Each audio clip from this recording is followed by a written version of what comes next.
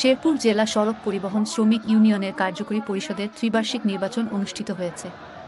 এতে সভাপতি পদে আব্দুল হামিদ ও সাধারণ সম্পাদক পদে শওকত হোসেন বিজয়ী হয়েছেন।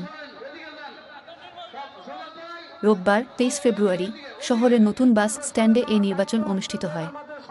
সকাল ৯টা থেকে বিকেল ৪টা পর্যন্ত বিরতিহীনভাবে চলে ভোট গ্রহণ। নির্বাচন পরিচালনা কমিটির প্রধান উপদেষ্টা বাদশা চৌধুরী, প্রধান নির্বাচন কমিশনার জেলা বিএনপি নেতা অধ্যক্ষ এবিএম মামুনুর রশিদ পলাশ ও পর্যবেক্ষক জেলা বিএনপি নেতা আওয়াল চৌধুরী প্রমুখগণ সহ আইন শৃঙ্খলা রক্ষা বাহিনীর সার্বিক সহযোগিতায় শান্তিপূর্ণভাবে নির্বাচন সম্পন্ন হয়। বৈরী আবহাওয়া ও বৃষ্টি উপেক্ষা করে ভোটাররা স্বতঃস্ফূর্তভাবে ভোটকেন্দ্রে উপস্থিত হয়। এতে 1014 জন ভোটারের মধ্যে 900 ভোটার তাদের ভোট প্রদান করেন।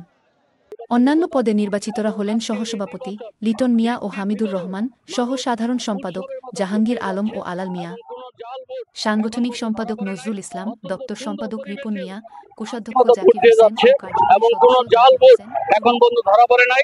অত্যন্ত সুন্দর পরিবেশেও আজকের এই নির্বাচন অনুষ্ঠিত হচ্ছে। প্রার্থী এবং ভোটার উভয়ই আন্তরিকভাবে একটি সুন্দর প্রাণবন্ত নির্বাচন আজকে অনুষ্ঠিত হচ্ছে।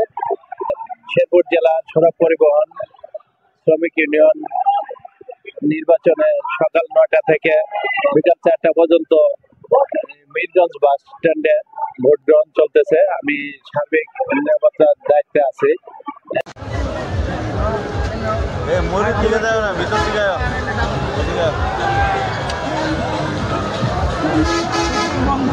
কেন্দ্রে প্রবেশ বন্ধ করে দেওয়া হবে, আর মাত্র ৬-৭ মিনিট আছে।